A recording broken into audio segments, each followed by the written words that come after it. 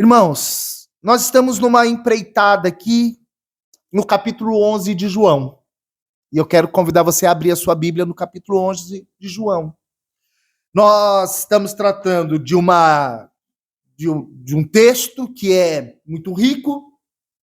Na semana passada nós demos o início e hoje nós vamos dar continuidade. Eu acredito que ainda vai mais uma ou duas pregações, uma ou duas semanas para a gente fechar, porque tem muitos detalhes aqui, embora seja uma história conhecida, há muitos detalhes que eu gostaria de poder trabalhar com os irmãos. Então, capítulo 11 de João trata da morte e ressurreição de Lázaro.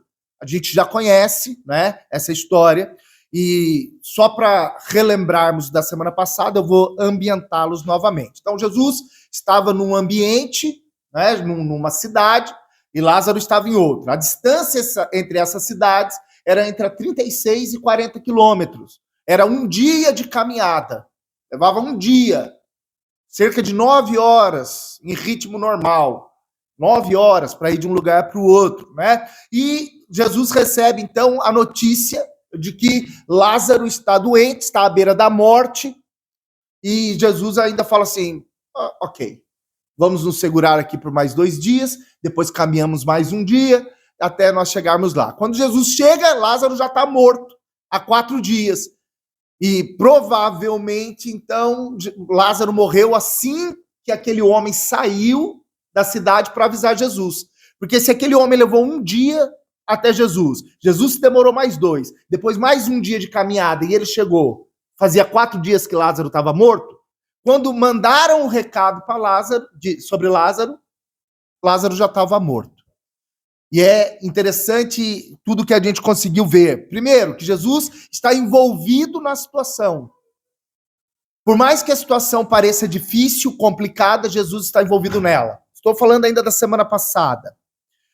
Nós devemos crer em 2 coisas importantes, tanto em Cristo, para a nossa salvação, quanto no ministério de Cristo, que tem a ver com a salvação do outro, que tem a ver com o evangelho para o outro. Nós temos que crer tanto que Cristo é quem diz ser, quanto a obra redentora de Cristo está sob também a nossa responsabilidade. Nós somos co-herdeiros, coparticipantes daquilo que Cristo estabeleceu. Nós somos agora irmãos de Cristo, ele é o primogênito, filhos do Deus Pai, e agora nós caminhamos com ele em autoridade na expansão do seu reino. E Deus está interessado que nós sejamos participantes. Há um interesse genuíno da parte de Deus que nós sejamos participantes de toda a obra. Obras maiores do que as minhas farão. Jesus, ele quer que nós estejamos envolvidos, plenamente envolvidos. E hoje nós vamos dar continuidade, vai ser do verso 8 até o verso 16. Nós vamos ver algumas características interessantes desse texto e algumas verdades que continuam nessa linha de pensamento, tá bem? A palavra do Senhor diz assim: disseram-lhe os discípulos, mestre, ainda agora os judeus procuravam apedrejar-te, e voltas para lá? E respondeu Jesus, não são 12 as horas do dia? Se alguém andar de dia, não tropeça, porque vê a luz deste mundo. Mas se andar de noite, tropeça, porque nele não há luz. Isto dizia, e depois lhes acrescentou, nosso amigo Lázaro adormeceu, mas vou para despertá-lo. Disseram-lhe, pois, os discípulos, Senhor, se dorme, estará salvo. Jesus, porém, falara com respeito à morte de Lázaro, mas eles supunham que tivesse falado de repouso de sono. Então, Jesus lhes disse claramente, Lázaro morreu. E por vossa causa me alegro de que lá não estivesse, para que possais crer. E por vossa causa me alegro na morte de Lázaro, e que vocês não estavam lá, para que possais crer. Mas vamos ter com ele. Então Tomé, chamado Dídimo, disse aos condiscípulos, vamos também nós para morrermos com ele. Uma leitura rápida sobre essa passagem, se nós lemos rapidamente essa passagem, ela me parece um pouco pouco confusa em alguns aspectos, não é? Há aqui alguns pontos que podem embrulhar um pouco a nossa ideia, se nós pensarmos que o evangelho tem a ver somente com alegria, riso e uma pseudo-vitória segundo o padrão humano, não é? Que é só uma questão de prosperidade e de festa e de gozo, e que não vai haver mais problemas e que não vai haver mais traumas e nada disso.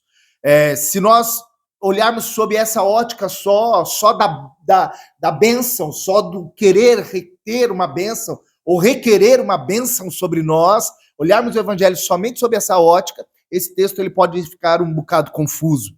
Mas ele tem algumas verdades muito profundas a respeito daquilo que é o reino de Deus, a vontade de Deus sobre as nossas vidas. Eu coloquei como subtítulo para essa segunda mensagem: os que caminham na luz não tropeçam. E nós vamos tratar sobre os que caminham na luz e o tropeçar. Tá bem? No verso 8, como para quem está nos visitando, vindo agora, eu costumo trabalhar sempre mais com o sermão expositivo, trabalhando verso a verso, para entendermos algumas verdades, tá bem? Então nós vamos acompanhando agora novamente um verso a verso. E começamos pelo verso 8, que vai dizer para nós que disseram os discípulos: mestre, ainda agora os judeus procuravam apedrejar-te e voltas para lá? Ora, se eu e você estivermos numa situação de um local e nós somos ameaçados de morte naquele local, porque o querer apedrejar-te não significava tacar uma pedra no coco de Jesus e pronto, e por fim na situação, não. Significava que eles queriam apedrejar até a morte.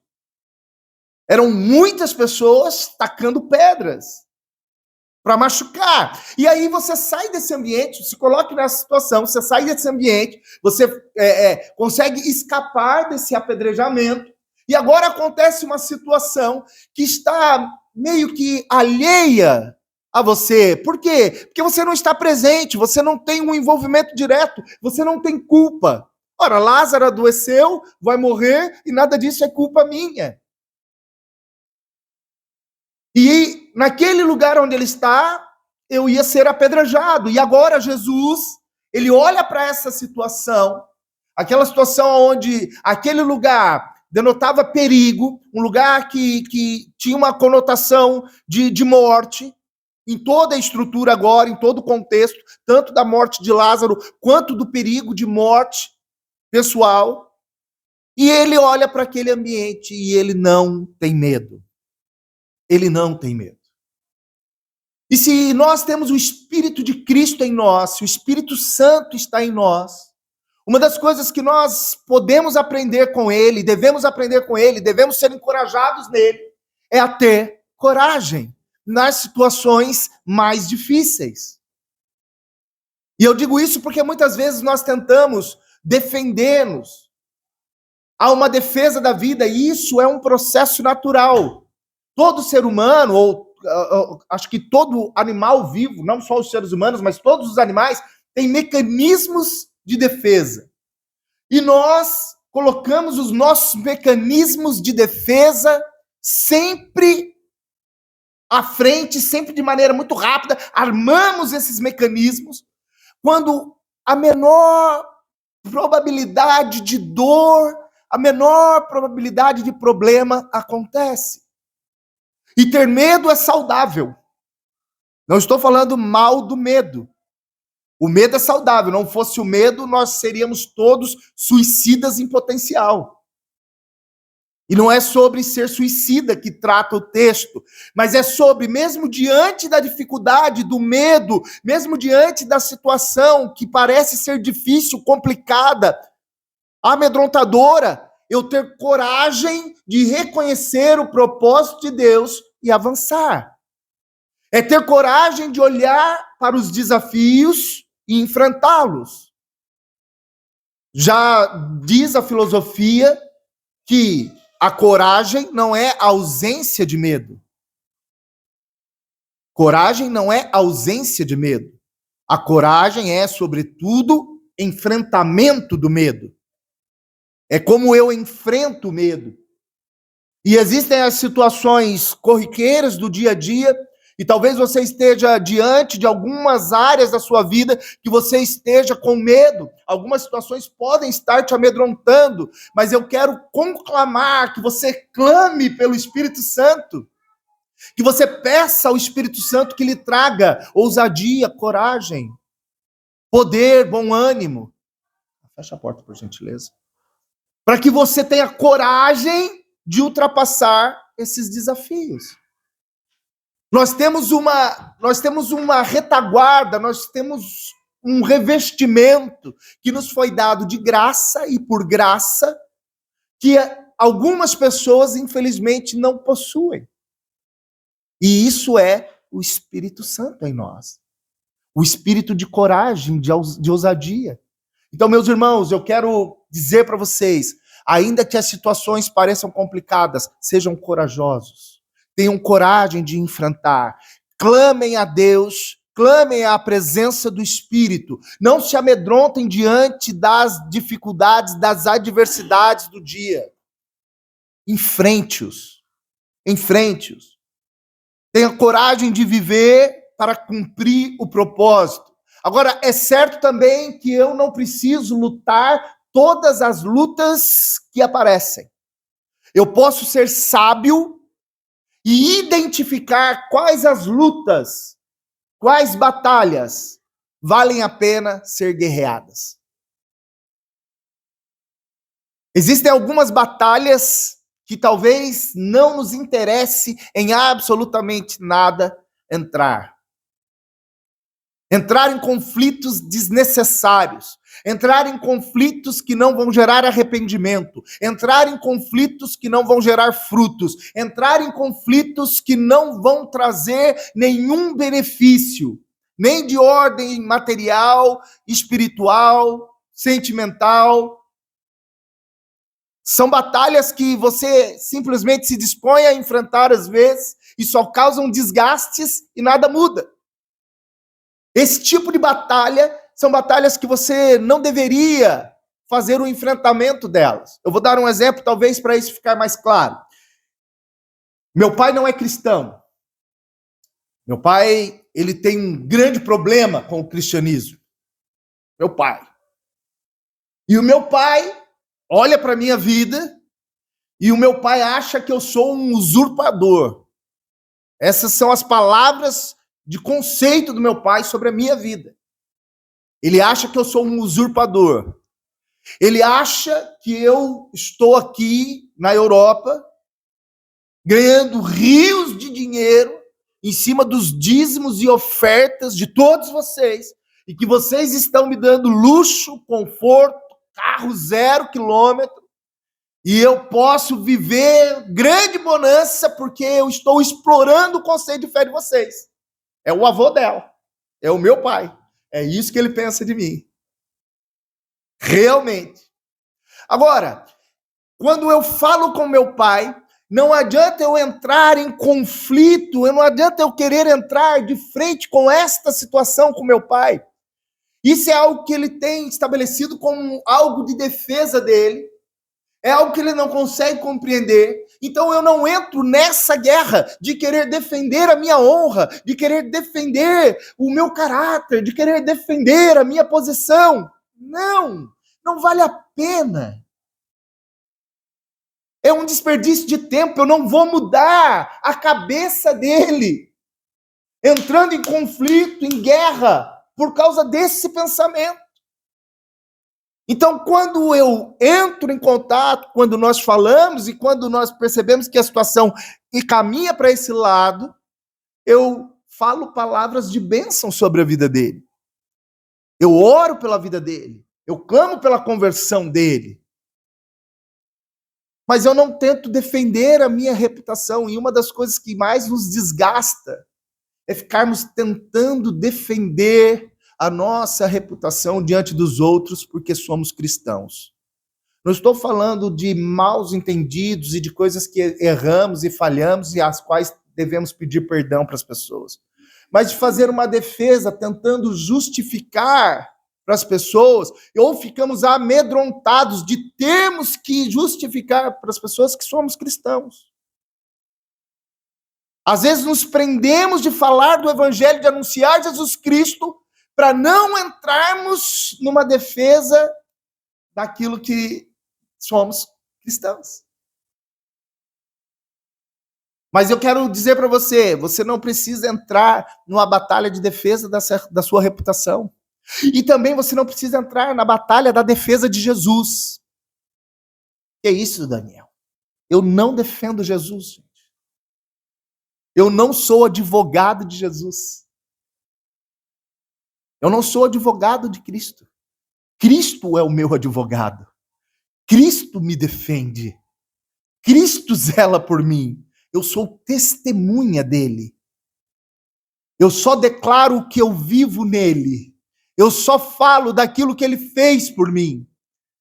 Eu não preciso estender uma defesa sobre a pessoa de Cristo. Eu simplesmente declaro o que ele fez na minha vida, como ele construiu a minha história, como ele mudou o curso da minha vida, quem ele é para mim e o que ele tem feito em mim, o que ele é e o que ele fez na vida de muitos, o que a Bíblia diz sobre ele, sobre quem ele é e sobre o que ele faz. E eu só anuncio, eu sou uma testemunha.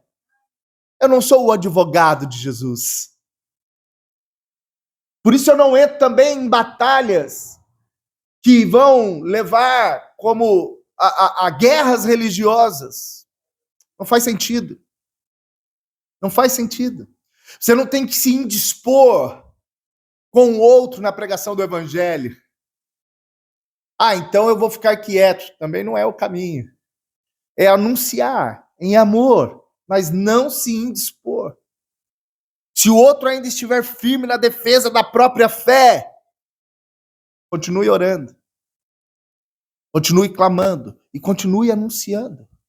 Continue declarando a palavra sobre a vida dessa pessoa. Aprenda a lutar as guerras de forma sábia. Está passando problemas na área pessoal, na área financeira, tem problemas de relacionamentos. Busque a palavra do Senhor, busque entendimento na palavra do Senhor. Existem alguns bons livros de autoajuda, mas você sabe que a Bíblia ela vai tratar e vai nos ajudar a tratar de todos os nossos problemas de ordem pessoal, financeira, relacional. A Bíblia, através dos exemplos, ela vai nos clarificando como nós devemos viver a nossa vida, o nosso padrão de vida. Por isso, mergulhe no conhecimento das Escrituras, alimente-se daquilo que é bom, agradável e perfeito, que é a vontade de Deus. Às vezes damos atenção a livros de autoajuda que mal conhecemos o autor. Conhecemos o que a mídia diz sobre ele, às vezes, mas não conhecemos as intenções, nem a sua maneira de viver. Agora, a Bíblia é a revelação da intenção, do coração, do caráter e do amor de Deus sobre nós, que podemos experimentar todos os dias. Podemos confiar 100% no autor. Dedique-se à leitura, dedique-se ao conhecimento da palavra. No verso 9, vai dizer que respondeu Jesus, quando eles falaram, ei, você vai morrer, hein? Era isso que eles queriam dizer, vão te apedrejar, você fugiu de lá. Aí Jesus respondeu, não são 12 as horas do dia? Se alguém andar de dia, não tropeça, porque vê a luz deste mundo. Mas se andar de noite, tropeça, porque nele não há luz.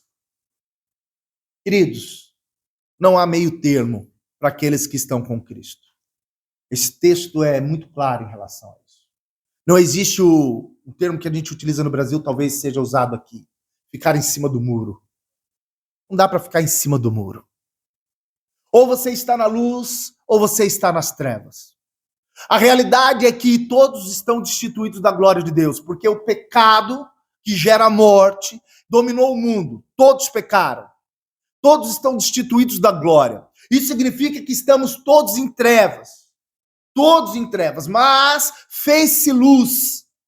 Cristo, o Redentor, o Salvador, se fez carne, habitou entre nós, morreu na cruz do Calvário, ressuscitou ao terceiro dia e nos resgatou das trevas para a sua maravilhosa luz.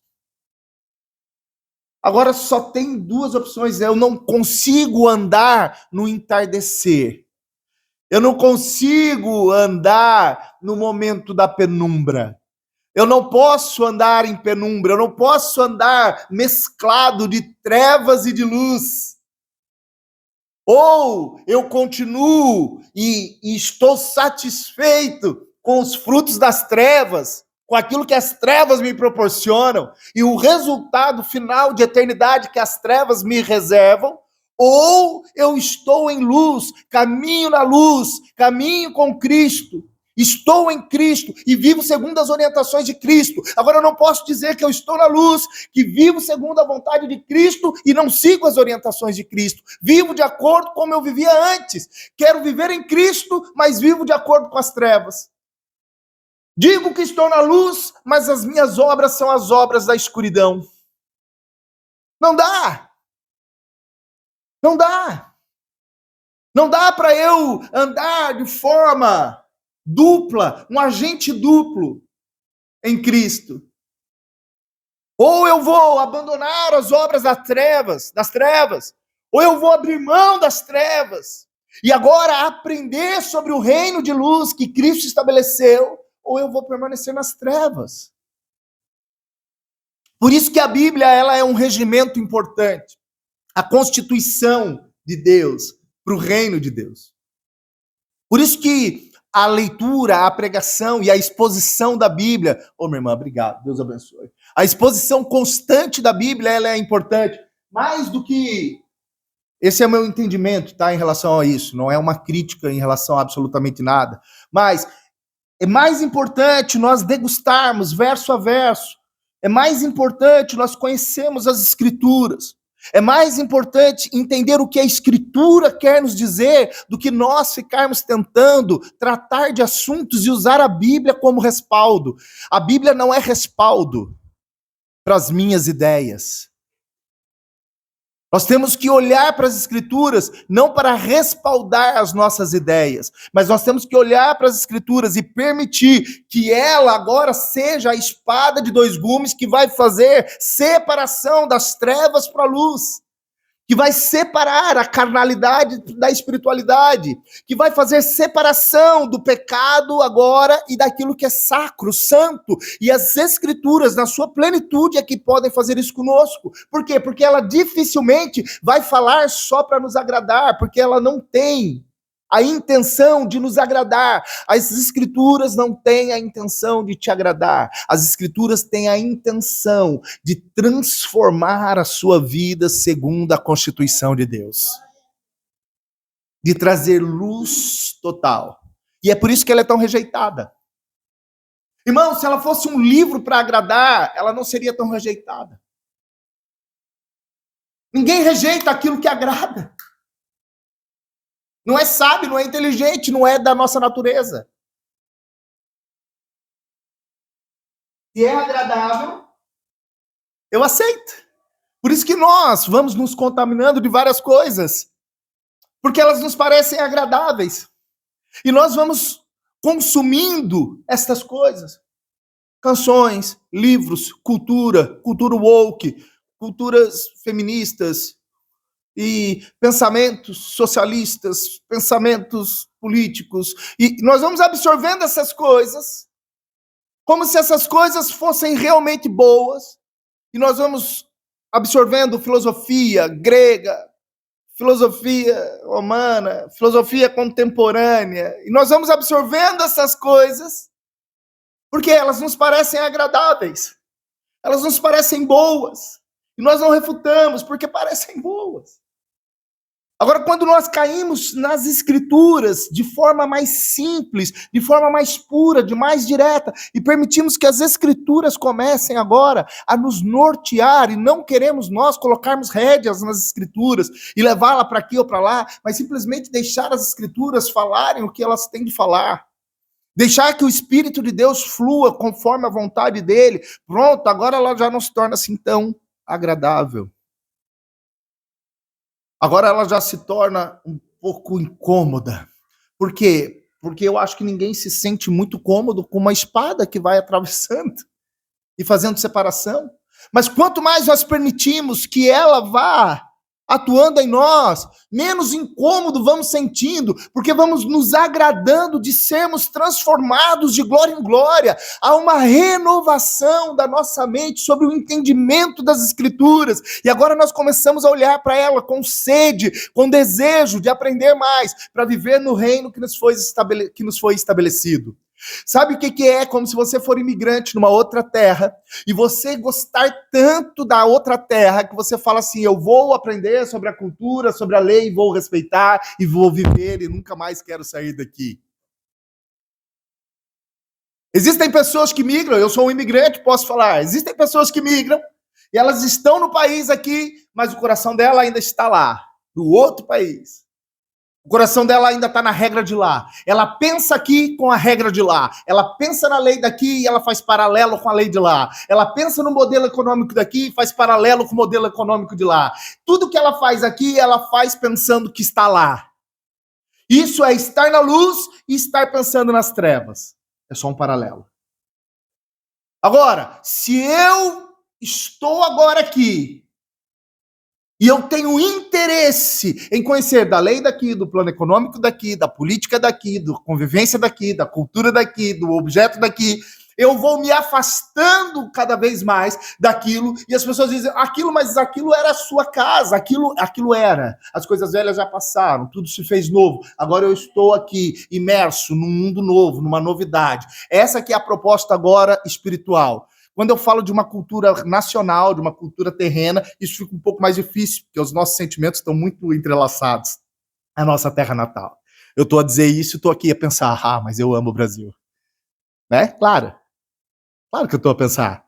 Porque isso tem a ver com a nossa cultura terrena. Mas o que eu quero falar aqui só como exemplo, para você entender a cultura do céu que é estabelecida. Deus nos preparou um novo reino, que tem uma constituição própria, que pensa economicamente de uma única forma, que não trabalha com democracia. Sabia? O reino de Deus não é democrático. Não, ele é teocrático. Ele é teocrático. Deus manda. Ele é o rei dos reis. É uma monarquia teocrática. E ponto final. Mas eu gosto tanto da democracia. Para esse tempo. Fiche. Ditaduras são ruins para este tempo. Concordo. Mas para o reino de Deus, é uma monarquia teocrática. Ele é o rei dos reis, o senhor dos senhores. Há uma constituição estabelecida, há uma cultura, há um pensamento sobre política, sobre economia, sobre relacionamento, sobre família, sobre vida.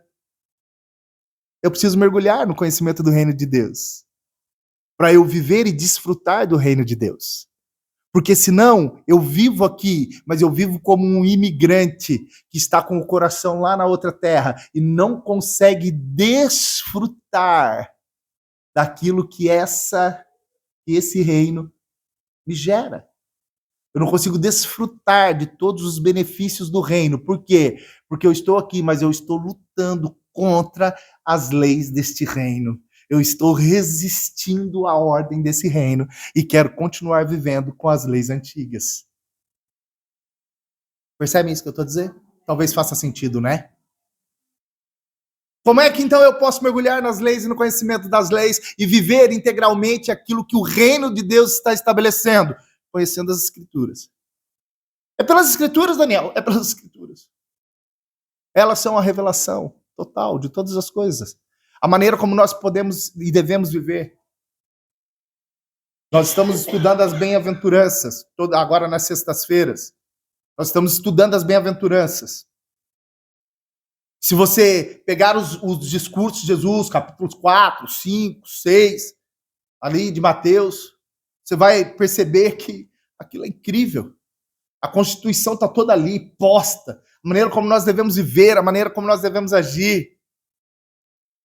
Só que nós precisamos nos interessar em conhecer para poder absorver o máximo daquilo que o reino já nos deu. Porque a palavra diz que Deus já nos deu Cristo e juntamente com ele já nos deu todas as coisas. Ora, se aquele que nos deu o seu próprio filho não nos daria juntamente com ele todas as coisas, está tudo disponível. Mas nós só acessaremos se conhecemos as leis, as regras e convivemos e vivemos de acordo com as ordens daquele local. Então, viva de acordo com o reino de Deus. Procure conhecer e viver de acordo com o reino de Deus. Não há uma opção de ficar estagnado no reino de Deus. A proposta de Jesus para aqueles homens é: vamos caminhar, nós vamos voltar para lá. Se você pega Jesus, o movimento de Jesus, Mateus 9, de 35 a 38, você não precisa abrir, mas eu vou ler rapidamente. Diz que, capítulo 9, de 35 a 38, diz: e percorria Jesus todas as cidades e povoados, ensinando nas sinagogas, pregando o evangelho do reino, curando toda sorte de doença e enfermidade. Vendo ele as multidões, compadecia-se delas, porque estavam aflitas e exaustas, como ovelhas que não têm pastor.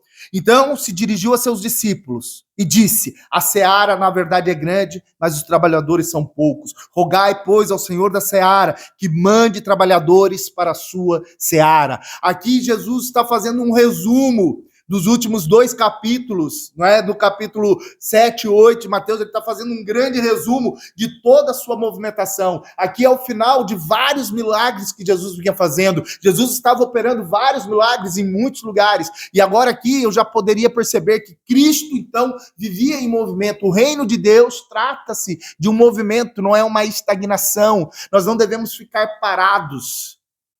Nós não devemos, no reino de Deus, ficar enraizados. O reino de Deus, ele sugere o movimento, e esse movimento não é necessariamente mudar de país, mudar de cidade, mas esse movimento é transicionar a palavra de Deus, é colocar esta palavra em movimento. Sabe por que o Mar Morto é morto? Não tem movimento, não escoa, só recebe. Aí ele tem muito sal. Vós sois o sal da terra. Se o sal perder o seu sabor, de nada mais serve. Mas o excesso de sal também te trava. Nós temos uma estátua de sal travada, não temos? A mulher de... O excesso de sal trava. O excesso de sal mata. Não há vida, não há peixes no Mar Morto. O excesso de sal mata. Eu e você somos sal. Mas nós não somos acumuladores de sal. Nós transicionamos, movimentamos o sal. Ele serve para ir salgando, dando sabor, para ir sendo distribuído. É para isso. E essa é uma característica do reino. Se nós não fazemos isso, nós não estamos vivendo de forma coerente com o reino. Quero contar um testemunho para vocês rapidamente.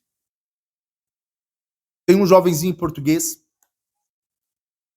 tem uns 2 meses atrás, cerca de 2 ou 3 meses atrás, eu estava indo para casa, conversando no final de culto, e nós estávamos falando sobre o culto.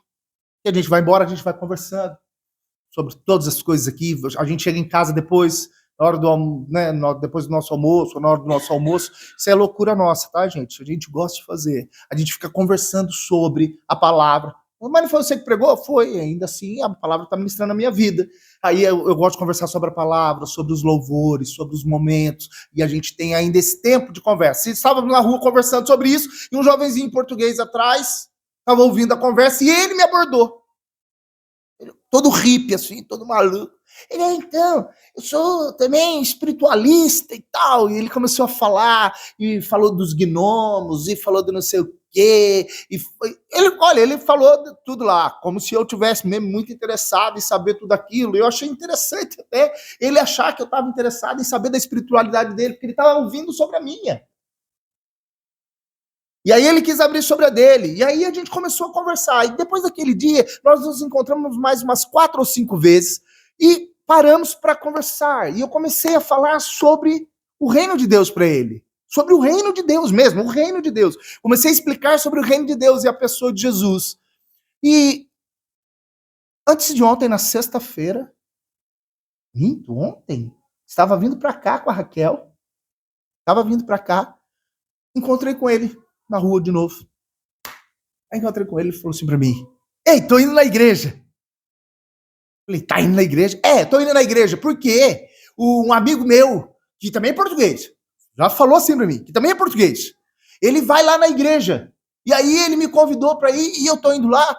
E olha, eu gostei demais, porque lá a gente aprende a palavra, lá a gente canta, e eu já comecei a fazer aula de violão com meu amigo, e foi muito bom, rapaz, lá realmente estou aprendendo muita coisa e tal. Eu, olha, glória a Deus, que bom, aleluia.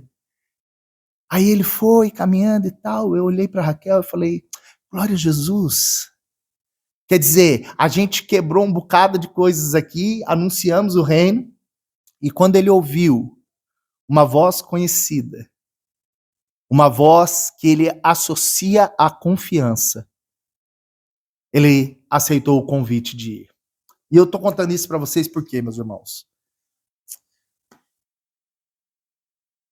Humanamente, não estou falando agora no espírito, estou falando humanamente. As pessoas precisam criar confiança para experimentar algo novo e diferente. Infelizmente, as notícias em relação a brasileiros não são as melhores. Nós temos muitos escândalos. Quando um brasileiro diz que é pastor, quando um brasileiro, que tem a minha cara ainda, barbudo, cabelo, rabiscado, diz que é pastor, eu não estou numa defesa de quem eu sou. Eu sei quem eu sou em Cristo, eu estou tranquilo em relação a isso. Mas quando ele ouviu o que ele tinha de ouvir sobre o reino da minha boca, mas quando ele ouviu um convite que soou segurança, no sentido de ser da mesma terra, com o mesmo sotaque, com a mesma entonação, essa pessoa o levou para o convívio da comunhão da igreja, onde agora ele está recebendo a palavra. Você está entendendo o que eu quero dizer para você? O que eu estou dizendo para você, eu vou dizer claramente, porque a palavra aqui diz assim: Jesus falou para eles que iria acordar Lázaro. E eles falaram, mas se Lázaro está dormindo, está tudo tranquilo. E aí Jesus percebeu que eles não estavam entendendo e ele falou claramente, Lázaro está morto. Então eu vou dizer o que eu disse agora, claramente, como Jesus disse. Se nós queremos ver portugueses salvos, portugueses conhecendo a palavra de Deus, portugueses se relacionando com Cristo, vocês portugueses terão que sacudir a poeira e anunciar o evangelho. Claro que nós vamos anunciar, claro que nós vamos orar, claro que nós vamos nos empenhar, nós fazemos isso, mas a diferença no conceito de segurança cultural que faz quando um português ouve de outro português é incrível. E eu não vou longe, nossos irmãos tem o costume, o bom hábito de trazer pessoas convidadas e ir acrescentando pessoas aqui. Esse casal maravilhoso, não é? Ótimo. Já percebeu que a maioria das pessoas que vocês inserem dentro do contexto da igreja são da cultura de vocês? Não são? São. Por que as igrejas de brasileiros, na sua maioria, é composta de brasileiros? Por quê? Porque há uma similaridade de confiança na fala. E agora a gente está falando só de programação neurolinguística quase. Estamos falando só dessa orientação humana. A sua voz, ela causa um grande impacto de transformação, de diferença. Ela causa esse impacto, de verdade. Eu não queria colocar sobre vocês um peso, eu queria simplesmente compartilhar a palavra. E a palavra diz, ide pregar o evangelho. Porque nós estamos preparando coisas para as ruas. Só que eu tenho certeza que quando nós começarmos a sair para a rua, nós vamos começar a trazer muitos outros brasileiros para cá, por causa da identificação fonética. Deus quer salvar a todos, quer, mas eu sou um missionário há quase 10 anos em Portugal. Eu vim congregar na CCVA por ser um ministério português. Deus me deu o privilégio de estar pastoreando este tempo uma igreja que tem o DNA português. Confesso aos irmãos, confesso, que a alegria do meu coração é quando um português entra e recebe a palavra Percebe? Porque tem um investimento de vida aqui para alcançar a nação. E claro que eu quero que os árabes venham, que os indianos venham, que os brasileiros venham. Eu quero todos. A cidade é multicultural, a igreja tem que ser multicultural. Nesse sentido, eu quero que todos venham. Mas a dificuldade da pregação do evangelho nesta terra, ela começa a ser quebrada quando os da terra que creem começam a anunciar. Não deleguem isso para outros. Amém, queridos? Agora foi mesmo direcionado para os tuguinha do meu coração. Os meus tuguinha mais lindos. Versos 10 a 14. Jesus não vai, que foi justamente o que eu acabei de falar, Jesus não vai deixar você desorientado a respeito daquilo que ele quer, daquilo que é o propósito dele. Não só nessa área, mas em todas as coisas. Quando os discípulos ficaram sem entender direito qual era o propósito de Cristo, não sabia se Lázaro estava dormindo, roncando, desacordado, desmaiado, até que Jesus falou, não, ele está mesmo morto. Jesus vai sempre clarificar, ele vai sempre trazer luz, ele vai sempre trazer sobriedade. Confia em Cristo. Quando você sentir que precisa de sobriedade, que você precisa compreender melhor um assunto, não se precipite. Cuidado com as precipitações. Não tome decisões em meio ao furor. As piores decisões da vida são tomadas em meio ao furor. Em momentos que você não está pensando, raciocinando claramente. Esses momentos são maus. São momentos que você toma decisões por impulso e muitas vezes não pensou nas consequências. Existem dois tipos de decisões nesse campo. No meio da tempestade, abrigo. É uma decisão que você tem que tomar. Só que essa é uma decisão que você já sabe que precisa tomar com antecedência. Se eu estiver no meio de uma tempestade, eu preciso de abrigo. Eu preciso encontrar abrigo. Veja, eu estou tomando uma decisão, mas essa decisão tomada em meio à tempestade é uma decisão que já é consciente, já é uma decisão que eu me preparo para ela. Eu já antevi, eu já previsionei que que poderia isso acontecer. Só que no meio da tempestade agora, eu não vou sair procurando, igual um maluco, alguém que me venda um guarda-fato. Um guarda-fato, não, um guarda-chuva. Não vou sair procurando agora um vendedor de guarda-chuva. Se ele estiver do meu lado, beleza, mas se ele não tiver, eu não vou sair agora igual louco, tomando chuva, com a tempestade desabando em cima de mim, tentando encontrar uma solução que talvez não seja a melhor solução, porque até eu encontrar, eu já estou desfeito, já não vou precisar. Eu procuro rapidamente um abrigo, me protejo. Não vou tomar outros tipos de decisão. No meio da tempestade, eu não tomo decisões das quais eu não estou preparado.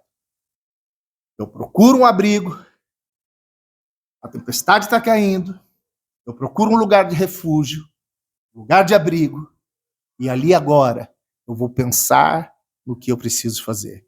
Eu vou fazer uma análise do tamanho da tempestade, do tamanho da calamidade que eu estou inserido. Porque se eu estou saindo do consultório médico, lendo um papel importante que ele me deu em mãos, e começa uma chuva, que nem precisa ser muito forte, mas começa uma chuva, e aquele papel começa a ser respingado, a minha preocupação é só guardar aquele papel. Eu tenho que arranjar um refúgio para que aquilo não molhe, porque é um documento importante. Mas eu sei que aquela chuva passa em 4 ou 5 minutos.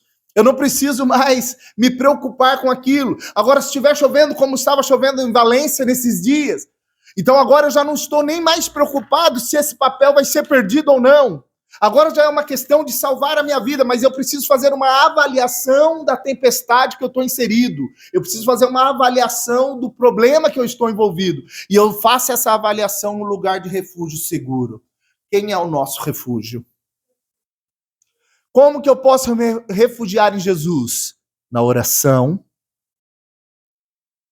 e na meditação da palavra. No apoio com o irmão. Oi, Daniel. Estou com uma dificuldade. Você pode orar por mim? Você sabe que eu estou disponível. Você sabe que eu estou. Eu acho que não teve ninguém aqui ainda, até dos nossos irmãos que não estão aqui hoje, que no momento que precisou, entrou em contato, e eu o mais rápido possível não respondi, em qualquer situação.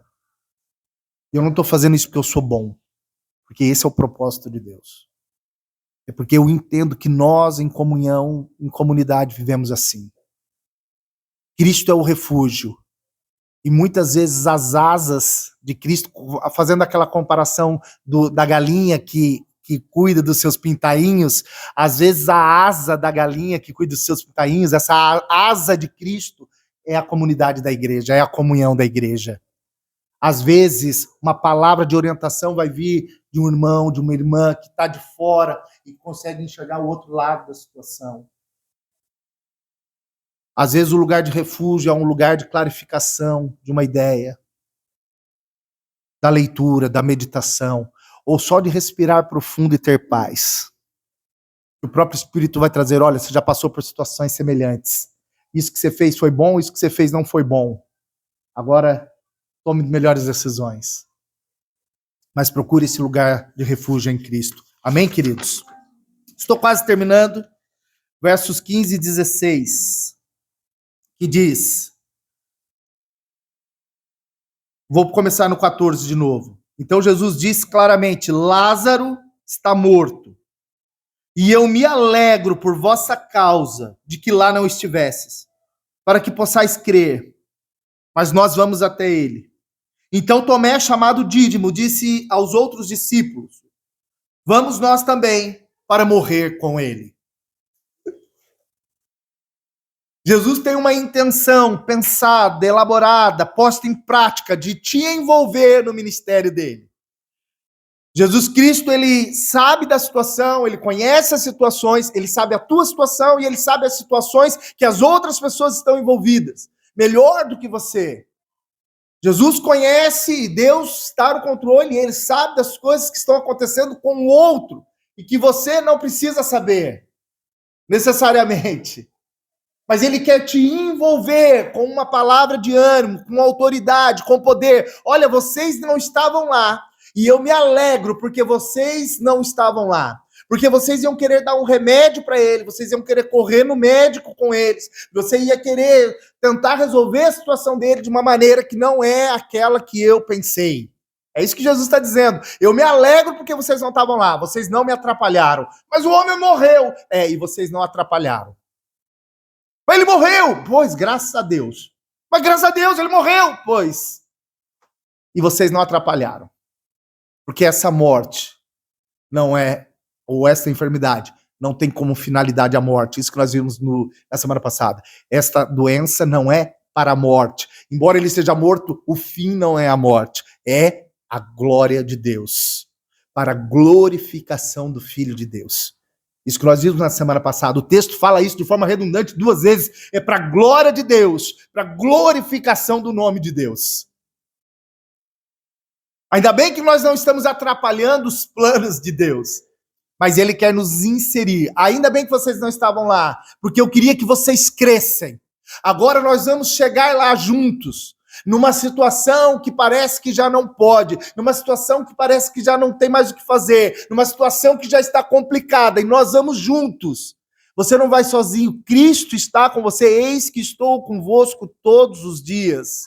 Ele está com você e ele vai resolver a situação. Você é só um participante. Creia nisso. Muitas vezes nós nos abstemos de ir, de fazer, de avançar, de nos movimentar, achando que somos nós que vamos fazer alguma coisa. Irmãos, vocês acham que quando eu estou preparando o sermão, que eu estou preparando a pregação, eu estou preocupado com a palavra eloquente que o Daniel vai liberar? Claro que não. Ou o Espírito Santo vai trazer algo para o seu coração, ou eu vou falar, e nada vai acontecer. Se for só do Daniel, não acontece absolutamente nada. Não é previsto que aconteça, eu não estou fazendo isso pela minha força. Irmãos, para eu pregar o que eu prego, eu primeiro sou martelado nisso. Para eu poder dizer para você, tenha coragem, bom ânimo, eu tenho que ter coragem todos os domingos para estar aqui frente a frente para vocês e orientá-los segundo a palavra de Deus. Ou você acha que eu não preciso ter coragem? Ou você acha que é fácil a gente ter algumas pessoas que ouvem aquilo que você está a dizer e que elas podem começar a viver segundo aquilo que você está orientando?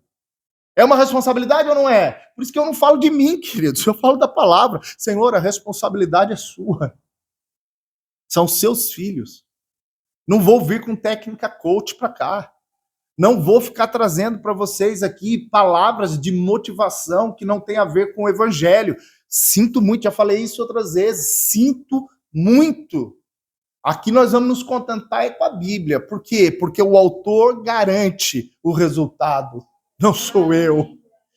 É ele quem garante o resultado. É ele quem faz. Eu sou o quê? Participante. Eu sou participante. Você é um participante. Você pode ser um participante. Você pode estar ainda mais plenamente envolvido, não com a igreja, mas com aquilo que Cristo está fazendo. Não é nas atividades da igreja. Quando a gente fala isso, geralmente a gente pensa, eu tenho que estar envolvido com as atividades da igreja. Nossa, aquilo, muita coisa para fazer. E aqui nem é, né? Mas, aquilo é muito. Não, não é sobre as atividades da igreja, é sobre o movimento do reino de Deus no qual você está inserido. E o entendimento que Dídimo teve. O Tomé, que disse assim, vamos lá, morrer com ele. Olha, eu tenho dúvida aqui. Eu não sei se ele estava dizendo isso cheio de coragem, se ele estava dizendo isso cheio de medo, se ele estava dizendo isso de forma irônica, lascou, vamos lá, morrer com ele. Eu não sei. A Bíblia não me dá margem.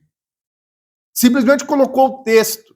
Ela não me dá aqui a interpretação desse texto. O que eu sei é que no verso seguinte eles já estão lá. Ou seja, Jesus meio que ignorou a fala dele. E aqui a Bíblia não me diz se ignorou a fala porque concordou ou porque discordou. Mas certamente Jesus sabia que o ministério tem a ver com morte. Tudo se trata de morrer para si mesmo, para nascer em Cristo. E talvez o grande medo que eu e você precisamos enfrentar é o medo da morte. Em todos os sentidos. Talvez o grande bloqueador das nossas vidas seja o medo de morrer.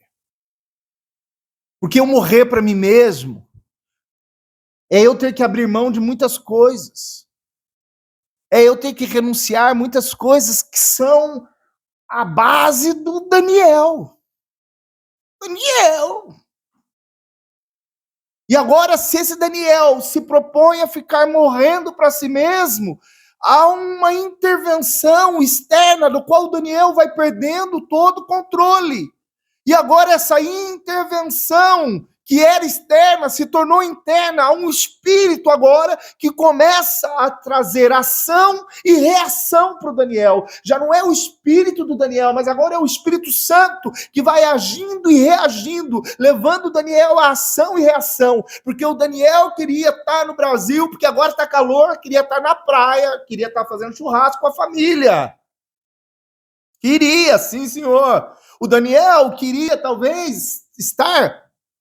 Não leve a mal o que eu vou dizer, mas é verdade. Os irmãos sabem da minha história. Talvez o Daniel quisesse estar em Luxemburgo, trabalhando, ganhando lá os seus 5 mil euros de salário, que era o que era proposto para mim. E lá eu estaria ganhando dinheiro e meu pai não ia estar dizendo que eu sou usurpador. Mas tem um tal espírito que vai gerando ação e reação no Daniel, porque o Daniel se propôs a morrer para si mesmo. Todo dia é uma proposta de morrer para si mesmo, porque as tentações todos os dias vêm bater. A vontade do Daniel é grande, o desejo do Daniel é grande, mas eu olho para as escrituras e eu compreendo que tem um propósito. O Daniel é efêmero, o Daniel é passageiro, o Daniel é desse tempo. As vontades do Daniel são só para o agora, e o plano de Cristo para mim é para a eternidade, tem a ver com o reino de Deus eterno, tem a ver com aquilo que vai determinar todo o restante da eternidade. Então é mais importante, é prioritário. Então o Daniel também é racional, o Daniel também olha para as escrituras que ele crê, e ele percebe que eu tenho que mergulhar nas coisas de Cristo, eu preciso renunciar às minhas vontades e continuar no propósito. Vamos lá, vamos morrer.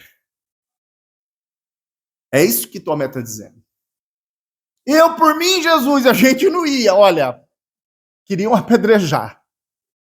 Mas se o Senhor está dizendo que queria que nós víssemos algo para crer em quem o Senhor é, e nós vamos ter a revelação de um Cristo poderoso, do Cristo glorioso. Porque, como eu falei na semana passada, a crença da época, os profetas da época criam que até 3 dias depois era possível ressuscitar com a oração do profeta, do sacerdote. Se o sacerdote orasse até 3 dias, Deus poderia ressuscitá-lo em até 3 dias, através da oração do sacerdote e do profeta. Essa era a teologia aplicada na época. Agora, com 4 dias, só o próprio Deus poderia querer fazer. Já não havia mais intercessão para isso, já não havia mais oração para isso. Isso era uma ação que só o próprio Deus, se ele determinasse na pessoa dele, é que poderia acontecer. Por isso que Jesus espera 4 dias. Ele fala, olha, tem algo que vocês vão ver. Ainda bem que vocês não estavam lá. Vocês precisavam crer. Por isso que ele espera mais 2 dias. Ele fala, tem que passar dos 3. Tem que ser 4. Porque até 3 qualquer profeta faz. 4 só a pessoa de Deus. O eu sou. Ele quer estabelecer o eu sou. Ele quer mostrar quem ele é. Por isso que é tão importante essa passagem, esse último milagre, ele é tão glorioso. Porque ele vai dizer, eu sou. Ele vai mostrar essa representação no 4º dia. Eu sou o eu sou. E para eles era muito importante isso, porque são essas as palavras do Deus que se apresenta. Quando me perguntarem quem você é, diga, eu sou. O eu sou. Então, eu e você devemos estar munidos de coragem, de bom ânimo, de fé, de alegria para isso. Em Josué 1:9, eu estou mesmo encerrando agora, diz, não te mandei eu. Vocês sabem, Josué agora está liderando aquele povo. Moisés morreu, ele vai assumir. E o capítulo 1 de Josué, você vai ver que Deus está falando com ele o tempo todo sobre coragem, bom ânimo. Coragem, bom ânimo, se fala tantas vezes, é porque eu e você precisamos ser encorajados e temos um bom ânimo para isso. Então seja forte e corajoso, não temas, não te espantes, porque o Senhor, o teu Deus, é contigo, por onde quer que andares. Não tenha medo da morte. Não tenha medo da morte. Na semana que vem nós vamos ver a resposta disso, porque disse Jesus, eu sou a ressurreição e a vida. Se eu sei o Deus que eu estou servindo, eu não tenho medo da morte. Ainda que eu ande pelo vale da sombra da morte, não temerei mal algum. Creia, conheça o Deus que você crê, mergulhe nesse Deus profundamente e que ele possa te ajudar em todas as suas dificuldades, que você possa ser amparado, que você possa se refugiar nele, ter esclarecida a sua mente, que a palavra seja norteadora, lâmpada para os seus pés, luz para o seu caminho. Que você possa tomar a decisão, que é o seu culto racional, de entregar tudo o que você é, todo o seu corpo, a sua vontade, para andar segundo o reino de Deus em luz, e não nas trevas, que você não seja um acumulador de sal que te paralisa, mas que você seja uma voz profética na nação que você está inserido para continuar anunciando o reino de Deus. Amém?